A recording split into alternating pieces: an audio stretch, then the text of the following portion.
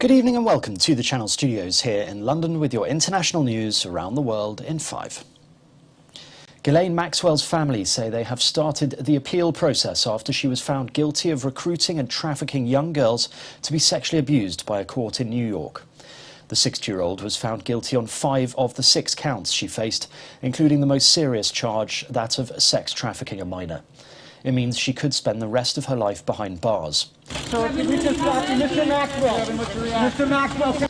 Her family was swamped by reporters after the verdict, which was reached after 5 days of deliberation by the 12-person jury. The road to justice has been far too long, but today, justice has been done. I want to commend the bravery of the girls, now grown women, who stepped out of the shadows and into the courtroom. Their courage and willingness to face their abuser made today's result in this case possible. But Ghislaine Maxwell's lawyer said she was confident they would overturn the result.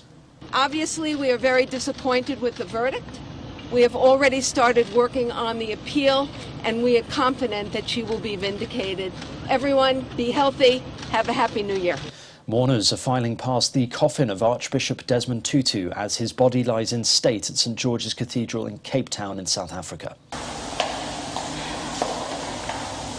A motorcade flanked by police drove the coffin to the cathedral before it was carried into his old parish by 6 priests. People have been visiting the coffin to say their final goodbyes.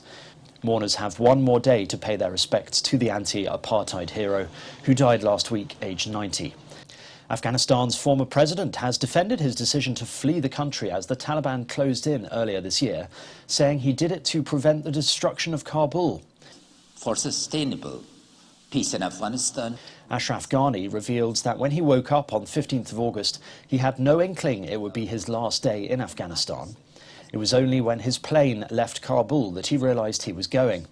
He was heavily criticised and accused of abandoning the country at the time. He is now in the United Arab Emirates. Chile is mourning the death of 9 people after an accident between a lorry and a minibus in its central O'Higgins region. According to local media, 8 of the 11 occupants of the minibus died at the scene. A few hours later, a 9th person was confirmed dead in a nearby hospital. The minibus was carrying agricultural workers. An investigation has been opened to establish the cause. 2 former senior editors arrested in a Hong Kong police crackdown on a pro-democracy media organisation have been charged with sedition-related offences. While police did not identify the pair or the company, a charge sheet filed at the West Kowloon Magistrates Court identified them as former Stand News chief editor Chung Pyu-kyun and Patrick Lam, the acting chief editor. It comes a day after around 200 police raided the office, froze its assets and arrested 7 current and former senior editors and former board members. Protesters have set fire to the entrance of Australia's old Parliament House in Canberra during a demonstration for Aboriginal sovereignty.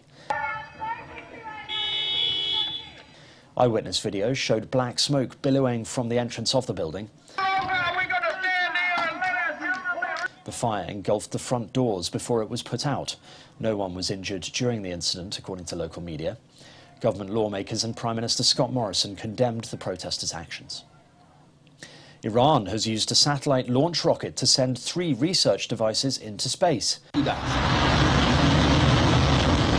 Iranian state TV showed footage of the rocket blasting off, but officials haven't confirmed where the objects actually reached orbit.